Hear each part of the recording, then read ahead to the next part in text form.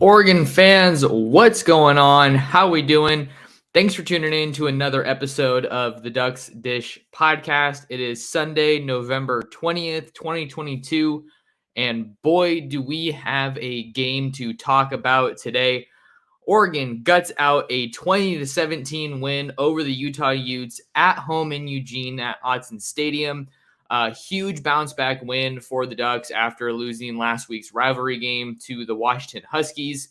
We have so many storylines that we can get into and that we're going to get into in today's episode of the podcast. Glad to have you guys here. Before we get into the show, quick reminder, if you guys are here in the live stream on YouTube, youtube.com/Oregon Football Max Torres is where you can always find us. Go on over to the live chat and leave me a comment or ask me a question. Want to know what you guys think about this Oregon football team and what your thoughts are on that crazy game that we watched unfold, Pac-12 after dark in its purest form. And then another reminder, make sure you guys lock in with me on social media. Best way to find me is on Twitter at mtorresports. And then go ahead, do me a favor, like the video and hit the subscribe button. That is a tremendous help to what I'm doing, trying to grow the community and cover the Oregon Ducks on the recruiting trail. And of course, on the gridiron with the football team and even doing some hoops as well. But with all that said, let's get into it, everyone. Oregon guts out a 20-17 win over the Utah Utes. And man, it was an absolutely insane game. Obviously, the biggest storyline heading into that game was, is Bo Nix going to be able to play? Is Bo Nix going to be healthy? He was out there, went through pregame warmups. Was a true game time decision. I think he said after the game that was the first time he'd ever been a part of a true game time decision in his football career, and he just handled himself with so much grace after that win. It's really hard not to root for Bo Nix. Super great kid, and just really fun to watch him play. But that was obviously the biggest storyline heading into this game. And then after the game, he was also talking about how kind of throughout the week he was really kind of ebbs and flows. I think I can do this. And then there were other times when he was saying, you know what, I don't even think I can hardly walk. I don't know how I'm going to play a football game if I can barely even walk. So it was really up and down. And then Dante Thornton and a couple other Oregon teammates were saying that after the game that they didn't know throughout the week if Nix was going to be able to go against the Utes. But obviously they're super happy that he was able to go because we know how close of a game this one was for Oregon. Ty Thompson also had a role in Bo Nix's performance tonight. I thought that was a really interesting tidbit from Bo Nix's post-game press conference. He was talking about how, hey, everyone was focusing on me, and, obviously my availability for this game was huge and super important, but Ty Thompson helped me more than anybody else because Nix had limited reps in practice, is what he and Dan Lanning were saying. And he had to take a lot of mental reps, and he was, checking with Ty Thompson, asking him, what are you seeing here? What's the check here? Kind of just picking his brain and helping him get a better feel for what he might face come Saturday against the Utes when the defense comes out. So I thought that was a really interesting to hear from Bo Nix. But let's talk a little bit about the on-field product in this game and kind of what really happened. Obviously, Bo Nix, he plays, and it didn't take too long for you to realize that this guy's definitely not 100%. I mean, we couldn't really tell how limited he was last week against Washington when he came back late in that game. But watching this game against Utah early on, it was pretty easy to tell Bo Nix was limited. They weren't really running him.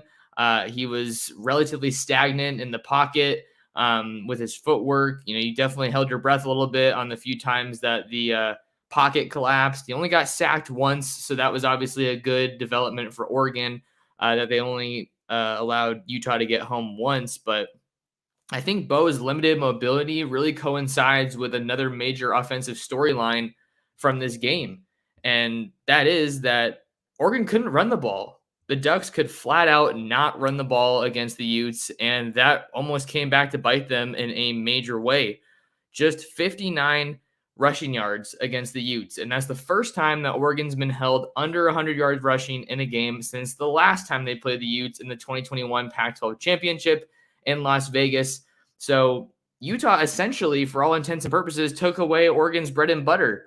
And not only could you not run the ball effectively with your running backs, Bo Nix couldn't run. He couldn't lean into one of the best parts of his game, the moving around in the pocket, the scrambling, the throwing on the run. And we did see him throw it on the run a couple times. I think there was a big one to Dante Thornton, and then also to Terrence Ferguson that I recall. So that was absolutely huge.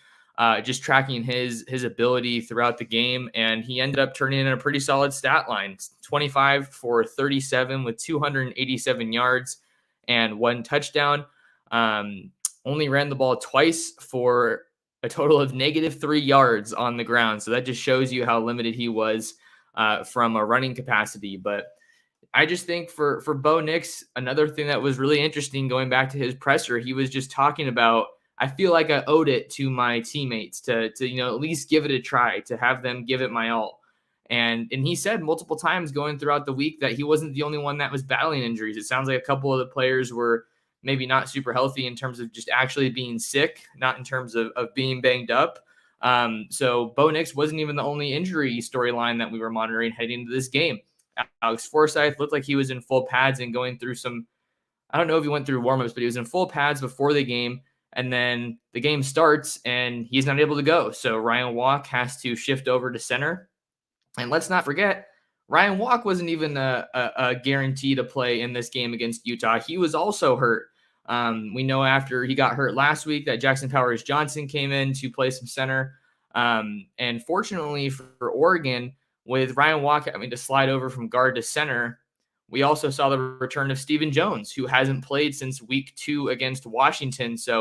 Against Eastern Washington. So there were definitely some good injury updates for Oregon in this game. Chase Cota was also on the field going through warmups and was looked like he was fully dressed out. He didn't play in this game, so that's another big piece of Oregon's offense that wasn't able to go on Saturday against the Utes. But we don't want to spend the entire show talking about Bo Nix, but I feel like we had to start with it because, I mean, there's no chance that Oregon wins that game if Bo Nix isn't able to go, in my opinion. So we talked about Chase Cota not being able to go in this game as he continues to recover from injury.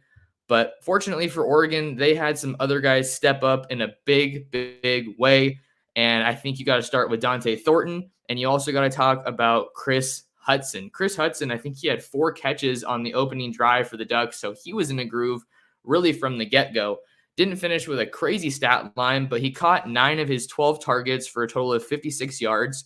And here's the cool stat for Hudson. 46 of those yards came after the catch. So he had a really impactful game. And I think that kind of flew under the radar because it wasn't a super big statistical game. But from him saying, Bo's down, so it's obviously next man up. From him saying that earlier this week to all that uncertainty around Bo's availability to the game that he ultimately played, I thought was really awesome to see. It seems like he's getting more and more comfortable every week in this offense, and he's definitely emerging as a primary target for Bo Nix. And this was they needed him to have a big game because Troy Franklin caught a touchdown, but didn't do a whole lot aside from that touchdown in the first half. He had 4 catches on 7 targets for 14 total yards. So when your top guy gets not shut down, but when your top guy isn't maybe having the impact or producing as much as you become used to, you need these other guys to step up. And Chris Hudson wasn't the only guy to step up. We have to talk about Dante Thornton because he had himself a crazy game. 4 catches on 6 targets for a team high 151 yards receiving. That was a career high for Thornton, who found the end zone for the first time this season last week against Washington, and he really picked up where he left off. He had the longest passing play of the day for the Ducks with a 58-yard bomb from Bo Nix. And let's not forget, this game didn't exactly start on a good note for Dante Thornton. He caught a pass early in the first half, and he made a couple moves, made a couple guys miss, and then he got stripped and fumbled the ball early on in this game. So that was tough. And he had another fumble. I don't know who you can really blame it on, but there was obviously that crazy second half play that reverse between Ty Thompson and Dante Thornton. There was a fumble on the exchange. I think I might have pinned that, or it looked like I was pinning that on the wrong person on Twitter, and you guys definitely let me know about that. So I tried to reword it a little bit and say that there was a fumble on the exchange. So for Dante to finish the game the way that he did after starting it on a rough note, I thought was really, really impressive. After Chase Cota got hurt against Cal, I was kind of waiting. When is Dante Thornton going to be getting utilized more? I feel like we can kind of see a little bit of an opportunity for a breakout. And I think 151 yards absolutely constitutes a breakout performance for Dante Thornton, who came to Oregon in 2021. So he's a true sophomore after burning his red shirt last year. And then another thing that was really cool about Dante's performance is that he was saying after the game, he got his first start against the Utes last year. And we all know how that game went. The Ducks didn't have Jalen Redd. They didn't have Johnny Johnson. Micah Pittman entered the transfer portal and wasn't available. So they were really thin at wide receiver. So for him to have a bounce back game like this, or just a much better game compared to last year, I thought was an awesome thing to see. He just continues to show that he's a playmaker, and I think he's really coming on at just the right time for Oregon, because they have the big game against Oregon State, rivalry game in Corvallis next week on the road. And then if you can take care of business there, then you can punch your ticket to return to the Pac-12 title game. We'll talk a little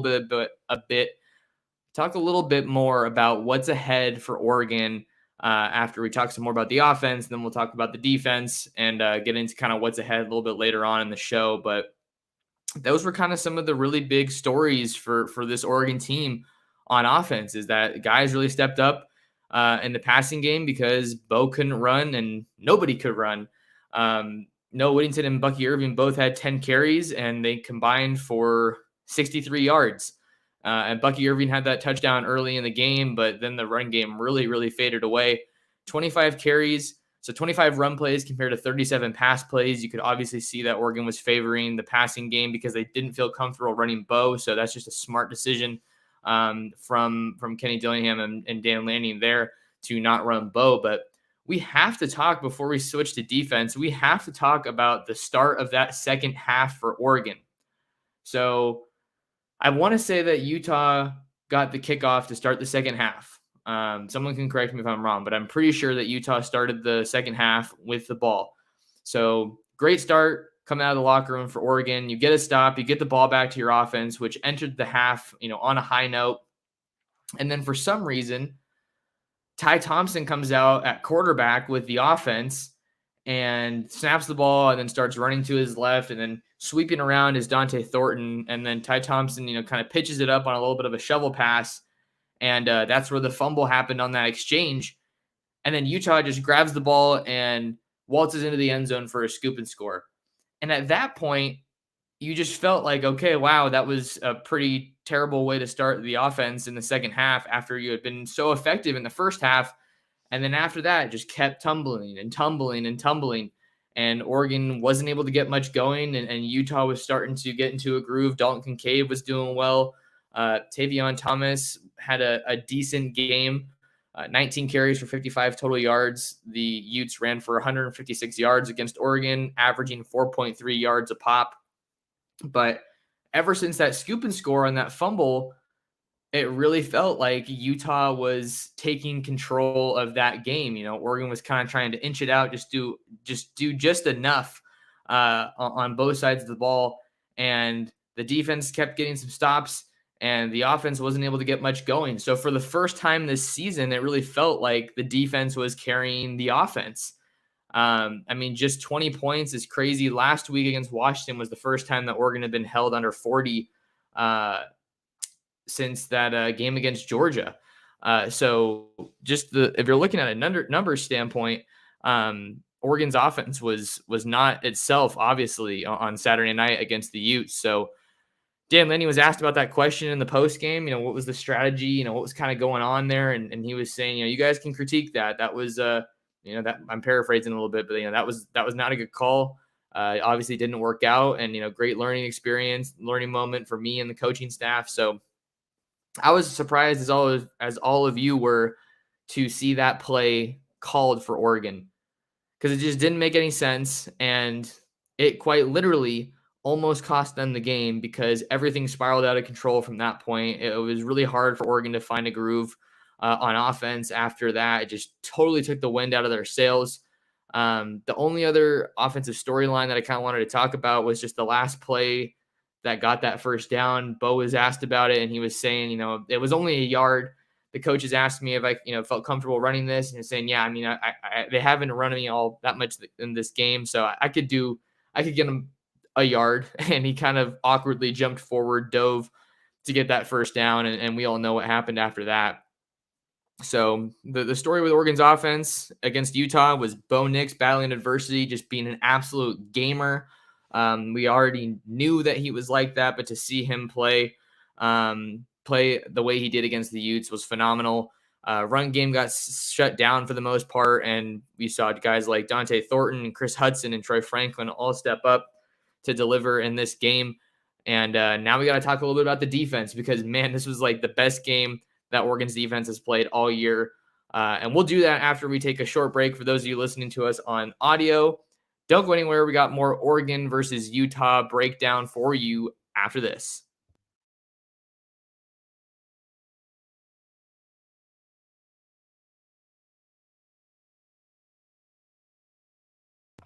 Welcome back to the Ducks Dish podcast. I'm your host, Max Torres. We're continuing our breakdown of Oregon's 20-17 win over the Utah Utes Saturday night in Eugene. Ducks moved to 9-2, and they're still in the race for the Pac-12 title and trying to make a Rose Bowl game. But let's talk about the defense, because we have a lot to get into here. Just some of the standout performances. You obviously have to highlight Bennett Williams, 14 total tackles and 2 interceptions in this game were absolutely huge. The first interception was definitely an interesting one, because it looked like when that one got batted by the line of scrimmage by Jordan Riley and went up in the air, you could see Justin Flo just taking out Dalton Kincaid, which basically got rid of any receiving threat for Utah in the area, and that was kind of handed to Bennett at that point. But great play by him. 14 total tackles, 7 solo, half a tackle for loss, and 2 interceptions to lead the way for Oregon. Noah Sewell and Mace Funa both had 8 total tackles, and Noah Sewell had 2 tackles for loss. He was doing a really good job defending the run. Like I said, Oregon did a pretty good job defending the run in this game, surrendering just 156 rushing yards. But for Bennett Williams to bounce back the way he did in this game against Utah, I thought was really the defensive storyline. There were a lot of standout performances, but Bennett Williams is going to get highlighted because this game, he had 3 turnovers by both teams. So the turnovers are obviously going to dictate a lot of what the outcome is in this game. But he got burned and took, maybe he didn't get burned, but he took the wrong route, kind of a defensive collapse, defensive miscue against Washington on that Taj Davis touchdown that would tie the game. And then the Huskies would ultimately kick a field goal to win the game.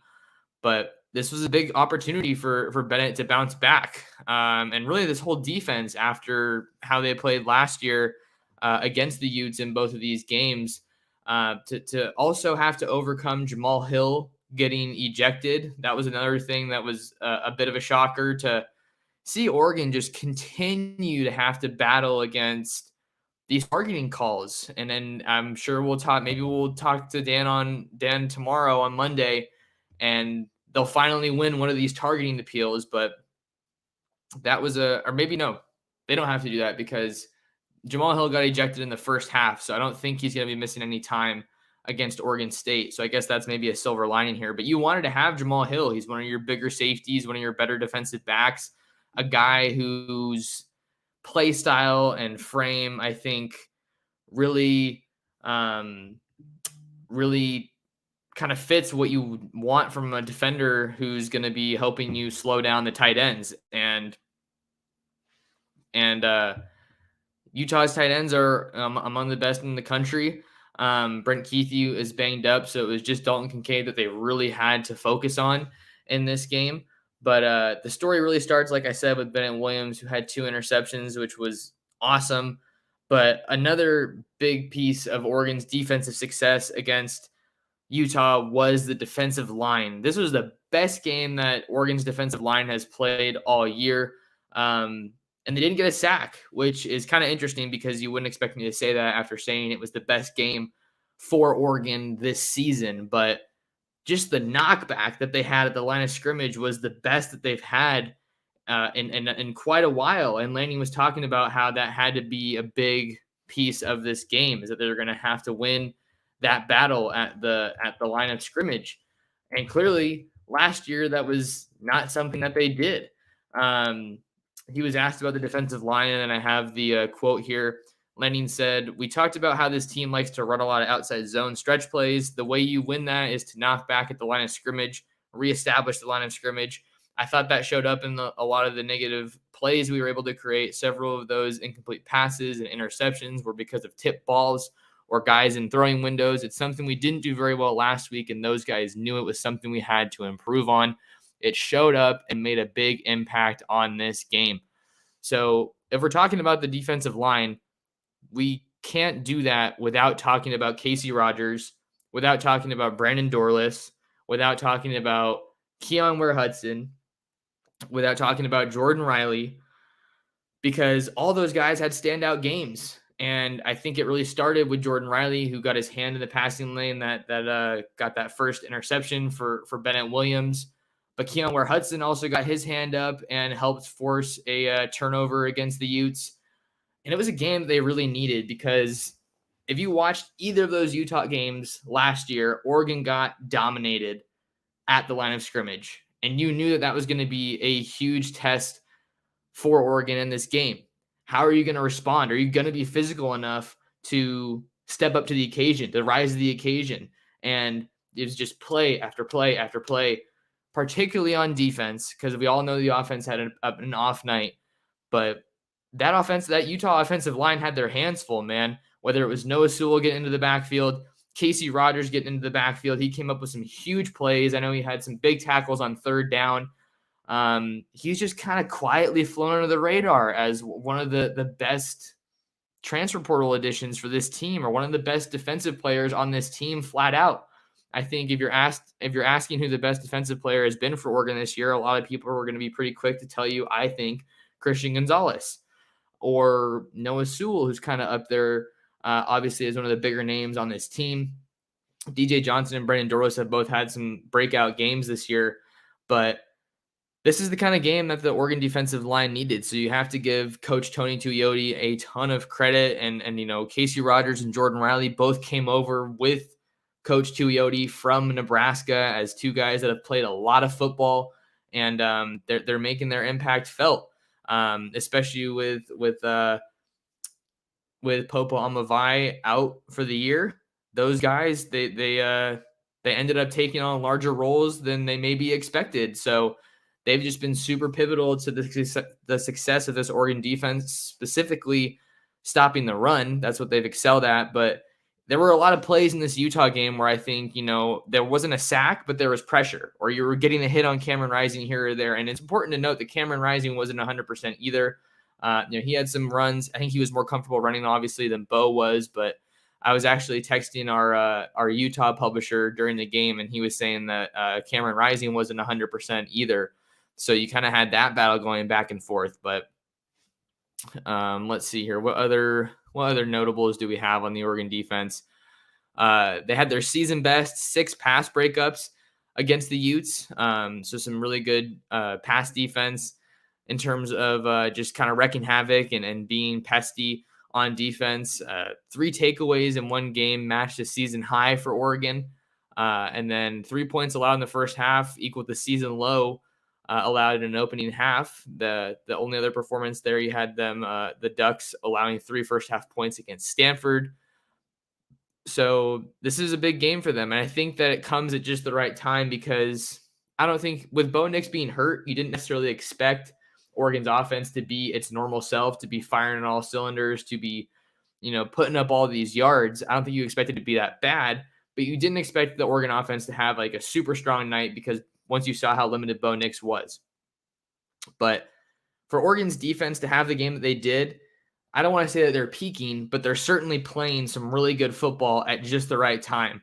And Brandon Dorlus was saying, we're all banged up. We're all, trying to recover here. But it's a tough time for everybody in college football. And even though it was a close win for Oregon, just a 3-point margin to victory, you're not going to complain about a win in November. You just can't, because it's tough to come by. Wins are tough to come by in November. And now Oregon heads to Oregon State to play a big game against the Beavers. Let me just see in my notes here if I had anything else that I wanted to get to in this game as far as standout performances or storylines that we tracked.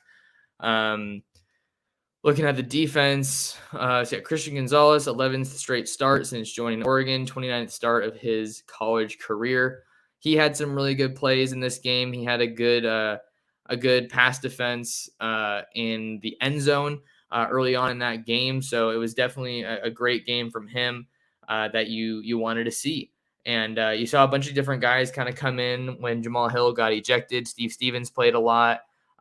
He got called for a pass interference that was a little bit questionable. You saw JJ Greenfield getting some playing time as well. So a lot of guys were pitching in here for Oregon, but the defense really won the day for them. And they needed it. They really needed it with how the offense was struggling. And that's kind of what I had on the defense. We got a couple people here commenting, so let's see what some people have to say.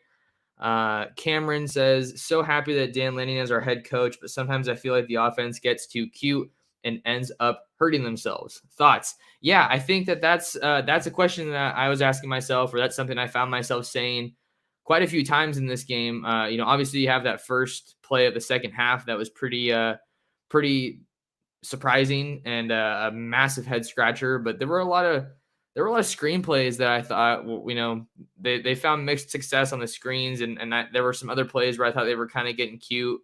So it's been interesting to track how Kenny Dillingham has had these really, really, really good games, and then kind of had some ups and downs these past couple of weeks. I want to see the tight ends a little bit more involved, but Terrence Ferguson had a couple catches in this game. So I would agree that they did end up hurting themselves a couple times on some of these play calls, but they were able to do just enough to get it done. I liked how Chris Hudson and Dante Thornton got the ball in space a couple times, but there were some other screenplays that just got completely blown up and didn't seem like the right calls at the time.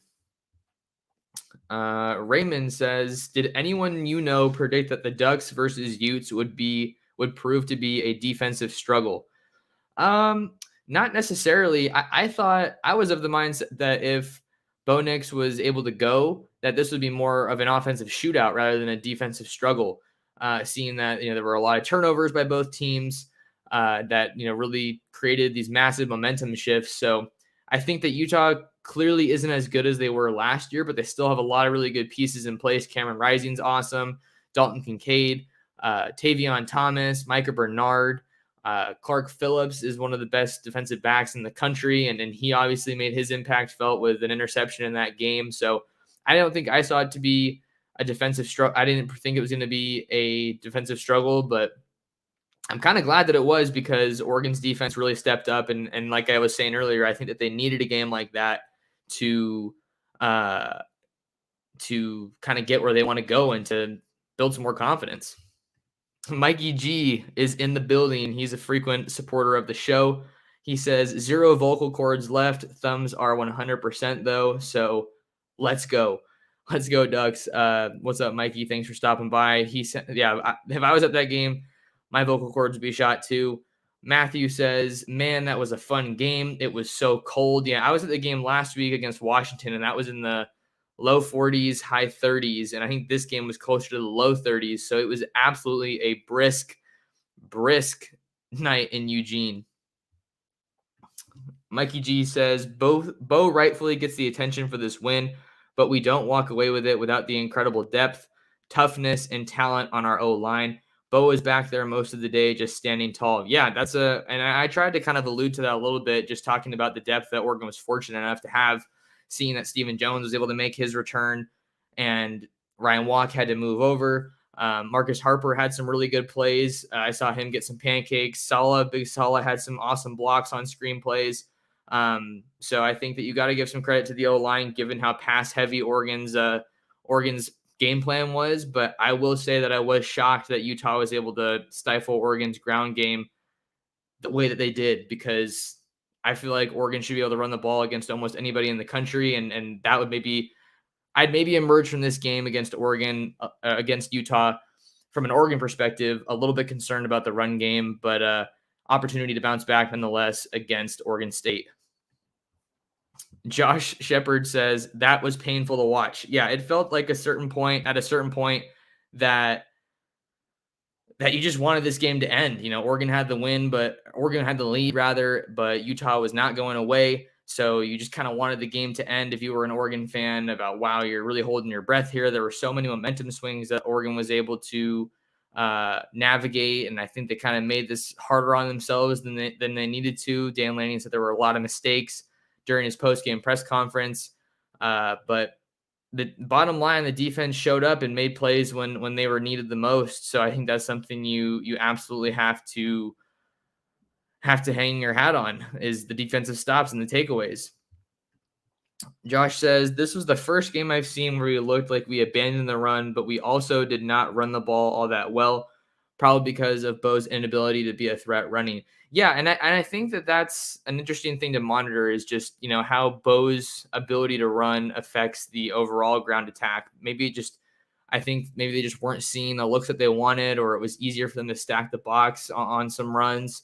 But we know how effective Bo Nix is with his legs, and that certainly was not an option for him against the Utes. So I was a little bit surprised to see how much of an impact that had, his inability to run, just on the overall rushing attack. I thought they were still going to be able to get it done, and they just were not able to run the ball. So kind of interesting. We haven't seen too many games, certainly in the last year, where they were so reliant on the pass to move the ball, but that was a cool little adjustment to see.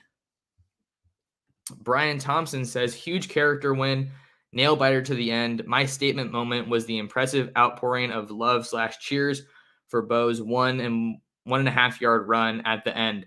Yeah, and I saw a video, someone sent it to me on Twitter, where Bo was just on the sideline, just leading the Oregon offense and talking to Dante Thornton, talking to some of the linemen, and I thought it was just an awesome moment where we got to see Bo Nix's leadership showcased, and we talked about how he was just willing to run for, hey, we got to put this game away. We got to get this first down. Utah's out of timeout. So he was willing to put his body on the line and get that yard and a half that they needed to win. So just a great play by Bo Nix, and a big character win, like you said here, for Oregon heading into this Oregon State game. Ram Spencer says, both Washington and Oregon have a challenging rival game to see who makes it to the Pac-12 championship. I wish there was an extra week before that championship game, though. And then another comment says, not even close. Which quarterback had less mobility, though?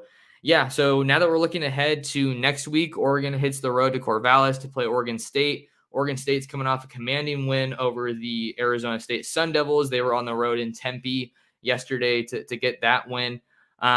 So Oregon's definitely battle tested. I don't think you're as worried about Oregon State as you are about Utah and Washington, but with everything that's on the line here, Oregon wins and they punch their ticket to go back to Vegas. If they don't win, then they have to hope that a couple other things fall in their favor. But just been really interesting to see how this season has unfolded and how these big games are going to have such an impact. But the Ducks still have the conference championship in their what's the word I'm looking for? In their sights. They have their sights set on that and can maybe go back to the Rose Bowl. So I think that just Dan Lanning's done an awesome job in this first year at Oregon. I think that's a whole nother show, but it was just a win that Oregon desperately needed. I think once the way you lose that Washington game, the fact that it erases your playoff chances was just brutal. And after that fumble in the second half to start the second half, you just kind of felt like, oh man, is it going to come off? Are the wheels going to come off? We're going to go off the rails here. And they were able to bounce back and get the win. And that's really all that matters. So huge win for Oregon. And it was definitely one that they needed. All right. What else do we have here? Brian says, a little worried about the short turnaround to a championship game if we get there, since USC gets a cupcake in Notre Dame, LOL. Yeah, I don't know. I think that's USC gets to just kind of go to the conference championship game with the way that their schedule is shaking out. They got a huge win over UCLA last night, which is really their first notable win of the year because they didn't play anybody notable in the non-conference. But I don't know. Notre Dame obviously isn't having the season that they expected or that they hoped for under Marcus Freeman, but they're surprising some people. They have that win over Clemson. That's obviously their biggest win of the year. So maybe they're going to try to surprise some people and shock some people when they play against USC this season. Next week. That's a home game for the Trojans, so that helps them obviously. But we'll have to see if Notre Dame can. This will be a little bit of a Super Bowl for them, I think. Like I was saying, with the season not going the way that they wanted it to, I think if you're Notre Dame going into this game, you're saying, hey, this is kind of a big opportunity for us to cause some chaos. And that's certainly what they're going to want to do against USC. But I think that Oregon and USC have kind of been on this collision course in the Pac-12 championship for most of the year. You got Dan Lanning and Lincoln Riley, both new head coaches at their respective spots, and I'd be very much here for it. If Oregon is able to make the Pac-12 title game, I'm hoping to be able to throw some travel plans together and make the trip out to Vegas. That would be awesome. But we will have to see, and that's why we got to follow this team. But that'll do it for us here on this episode of the Ducks Dish Podcast. Thank you guys so much for tuning in. Reminder to like the video and subscribe to my YouTube channel. Head on over to ducksdigest.com for the latest and greatest in Oregon football recruiting. We were talking about how Oregon's 5-star quarterback commit, Dante Moore, reaffirmed his commitment to the Ducks. I got a couple of big recruiting updates with some big 2024 targets and going to start doing some digging on 2023s. Roderick Pleasant was on campus this weekend. Dalen Austin, as you guys know, is a recruit that I've covered quite a bit here. It's going to be an interesting finish for Oregon and Dan Lanning as the early signing period nears. I also have a recent episode where I talked to George Silva, Oregon's 2023 offensive line commit out of Fullerton College. So go give that a listen if you haven't already. But we're going to turn the page now and start looking into Oregon's regular season finale against the Oregon State Beavers. And we're going to continue tracking all the latest recruiting info on the Ducks. But until next time, thank you so much for listening to another episode of the Ducks Dish Podcast. I'm your host, Max Torres, and we will catch you guys in the next episode.